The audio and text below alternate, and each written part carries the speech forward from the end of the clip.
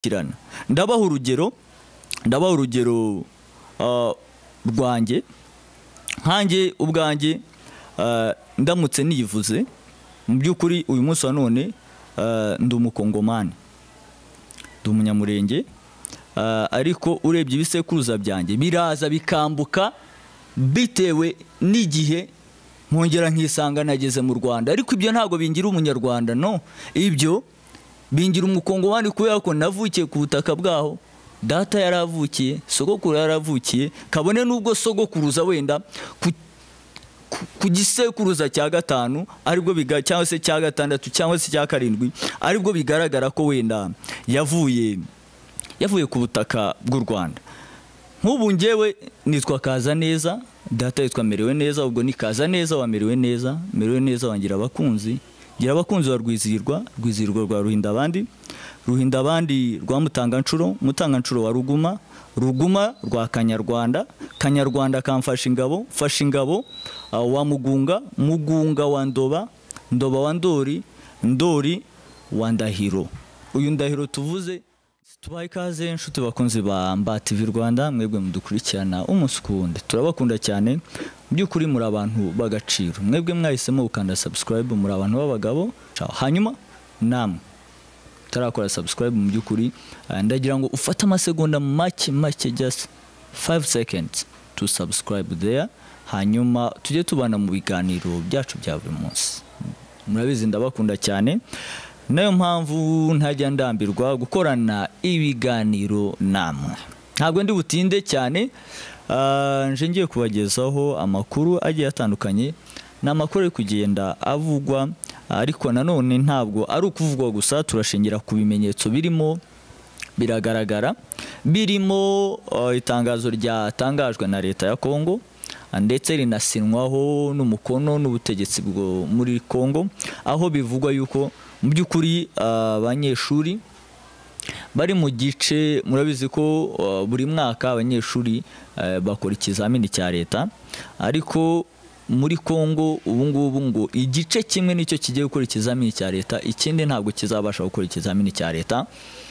Ibi byaje mu itangazo aho bavugaga yuko gahunda yo gukora ikizamini cya leta ikomeje ku banyeshuri bari mu bice AFC M23 twirwaneho batarimo. Ikizamini kizakorwa, ariko kizakorwa mu bice M23 na twirwaneho, cyangwa se iyo mitwe yibumbiye muri AFC nk'ishyaka rya politike, bivuze yuko batazakora ikizamini cya leta. Mu by'ukuri ntabwo bishimishije na gato, ariko nanone nta kundi byagenda. Icyo twakora ubu ngubu ni uguhanga amaso M23 twirwaneho ndetse na AFC bafatanyije bagashaka umuti w'iki kibazo. Ubutegetsi bwa Kongo bukomeje kuba ubutegetsi bw'umwijima ku butaka bwa Kongo, kubera ko ni ubutegetsi bwagiye burangwa no kucamo ibintu abantu bice, ni ubutegetsi bwagiye burangwa no kwica ndetse no kwicisha abantu. Murabizi ntabwo akenshi njya nkunda kurangiza ibiganiro byanjye ntavuze bamwe mu bagiye bapfa urupfu rw'agashinyaguro hariya ku butaka bwa Kongo, bazira uko bavutse, uko basa ndetse n'ubwoko baturukamo. Murabizi Bakaminzobe bari abasirikare mu gisirikare cya Kongo, barabatwitse babarya bunyama, just kubatwika bakabarya inyama. Ni ibintu bibabaje, si we wenyine, hari abandi bagiye batwikira mu mapine just kubera ko ngo ni umunyamurenge, ni umututsi, bakicwa. N'ubu ngubu ubwo bwicanyi nibwo bukomeje kugera uyu munsi wa none. Abantu bari gupfa, bari guterwa, kandi bagaterwa na leta ya Kongo, igisirikare cya Kongo by'umwihariko gifatanyije na FDLR kwica babigize umuco. Nta nubwo twabisubiraho kubera ko bariya bavuye mu Rwanda bahitanye miliyoni irenga y'abatutsi. Hanyuma bageze muri Kongo bati umututsi ntabwo ararangira, twavuye mu Rwanda tutamurangije, ariko hano muri Kongo hari ikindi gice cy'abatutsi, abo twita abanyamurenge, abanyamasisi n'abandi. Ati rero tugomba gukomereza hano umurimo wacu.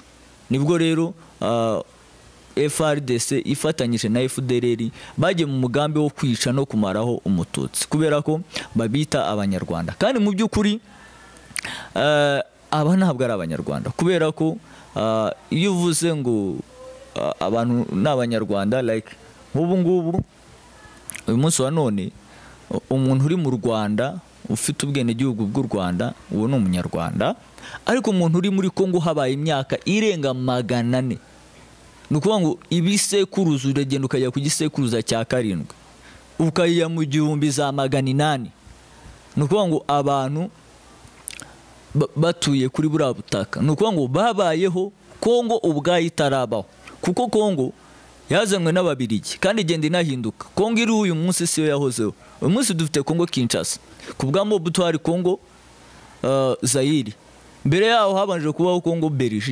Belgique niba ntibeshye. Ni ukuvuga ngo Kongo ubwayo yaje isanga bari abaturage hariya, kabone n'ubwo baba bafite inkomoko mu Rwanda, ariko ni imyaka myinshi cyane, kuko nkanjye ubu nkubwiye ibisekuruza byanjye usanga hari igihe kinini cyane guhera kuwo ndiwe uyu munsi wa none kugera ku bisekuruza uko bigenda bikurikirana.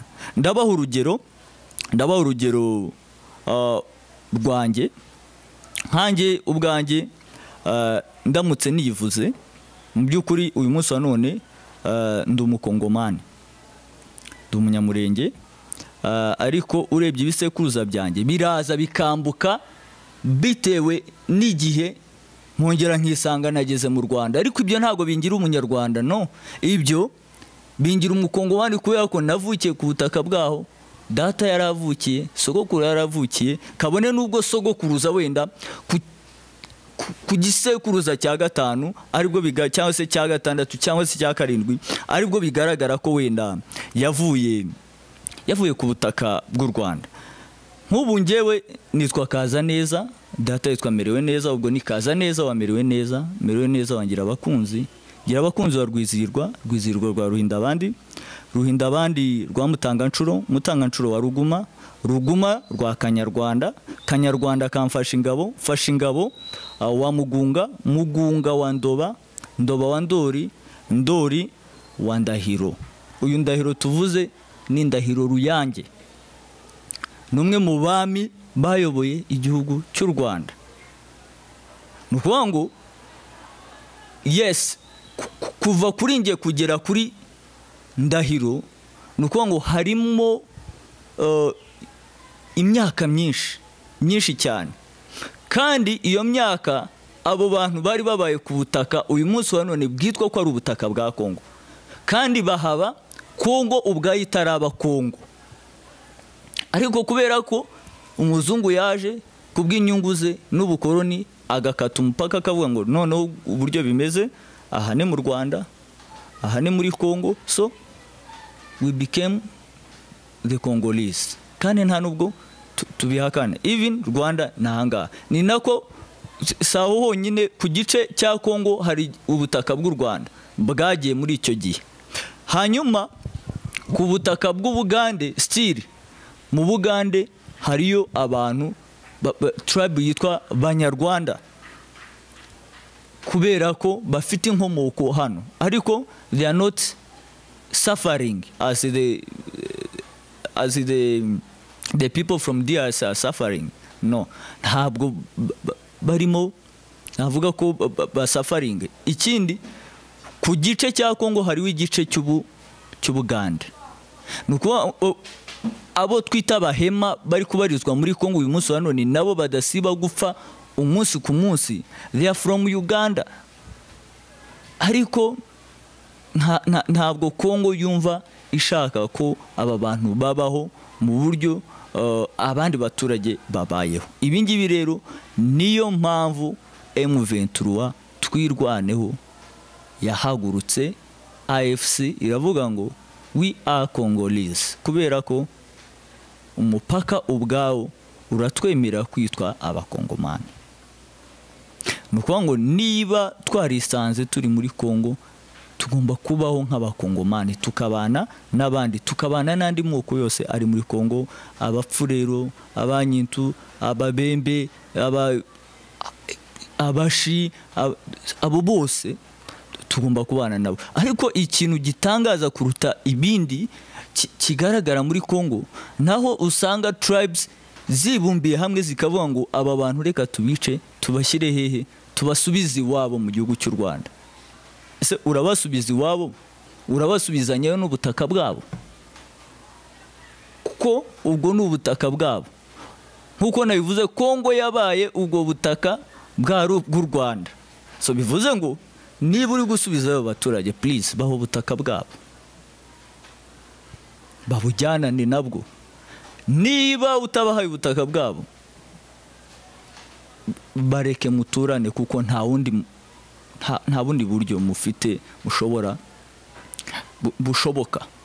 Niyo mpamvu ibiganiro hagati ya AFC M23 na Twirwaneho vis-a-vis na FARDC cyangwa se n'ubutegetsi bwa Kongo birakenewe. Nukuvuga ngo abantu bakicara bakaganira bakajya mu mizi y'ikibazo bagakemura ikibazo kikarangira burundu. Sino nibitagenda gutyo, Kisegeti bawiteguye kwirengera ingaruka zose, kuko M23 Twirwaneho turagusanga Kinshasa uravaho, AFC iragusangayo, M23 iragusanga na Twirwaneho bagukure ku butegetsi. Icyo nicyo cyonyine gishoboka mu gihe cyose utemera ibiganiro. Ibi mwitwaza muvuga ngo u Rwanda ngo biki, u Rwanda rwarabateye. M23 Twirwaneho, they are not Rwandese, they are Congolese, mon frère. Niyo mpamvu mvuga ngo cyari igihe cyiza cyo kugira ngo Kisegeti n'ubutegetsi bwe mutekereze kabiri. Kuba abanyeshuri uyu munsi wa none bagiye kurata ikizamini cya leta kandi barize, kubera ubuyobozi bubi bwa Kisegeti, ubuyobozi bw'umwijima, ubuyobozi buhari budashobora kurinda abaturage babo, bakicwa n'ingabo za leta zigafatanya na FDLR mbita abasirikare, imbobo zavuye mu Rwanda zimaje guhitana miliyoni y'abanyarwanda b'abatutsi, yajya muri Kongo ikavuga ngo tugiye kurwanya noneho n'abandi bari basigaye abatutsi babarizwa muri Kongo, abanyamasisi, abanyamurenge, and then iyo ideology leta ya Kongo ikabyumva. Iki ni igihe nakubwira ngo ni igihe cyo kugira ngo niba iyi message ishobora kugeraho kure ahashoboka, mu by'ukuri leta ya Kongo yitekerezeho. Ntabwo ndi butinde muri iki kiganiro, no, ntabwo ndi butinde. Nari nshingiye ku ibaruwa yanditswe ndetse yanatangajwe uyu munsi ndimo ndakora ikiganiro turi tariki 7 z'ukwezi kwa gatatu.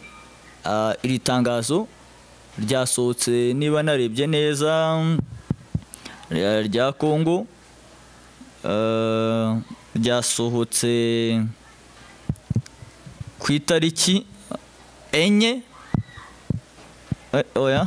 ryasohotse reka ndebe, ryasinywe ku itariki 6 z'ukwezi kwa gatatu 2025, rivuga yuko uduce M23 genzura abanyeshuri batazabasha gukora ikizamini cya leta. Nta kibazo, ndagira mbwira abaturage ngo mukomere.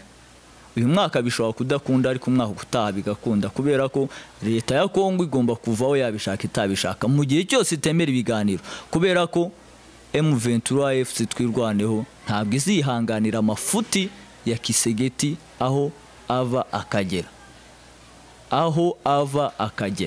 Nukuvuga ngo babe babyiteguye, uyu mwaka dushobora kutiga, ariko umwaka utaha abandi bakiga bagasoza uko byagenda kose. Kandi ntabwo baziga bonyine, bazigana n'abakongomani bose. Abakongomani bose bazabana, ndetse nta muntu M23 zigera violating rights yiwe, no violation of the rights, no, just peace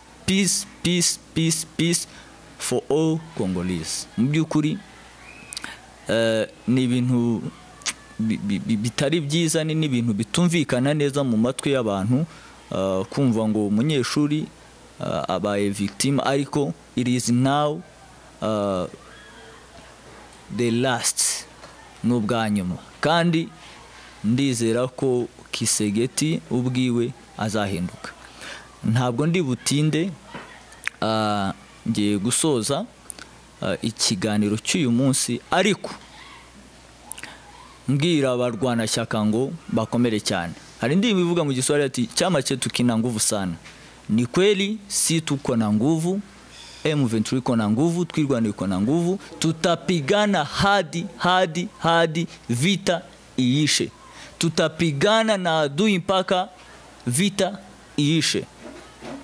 Hata kama ni serikali ya Kisegeti itolewe, itatolewa. Wakitaka wasipotaka itatolewa. Ntabwo ndi bubatindire. Hanyuma nta nubwo nanone ndi busoze ntababwiye ngo mu by'ukuri niba ari ubwa mbere ukoze subscribe turi kumwe, ariko nawe niba utarayikora yikore kugira ngo tujye tubana umunsi ku wundi. Ciao ciao.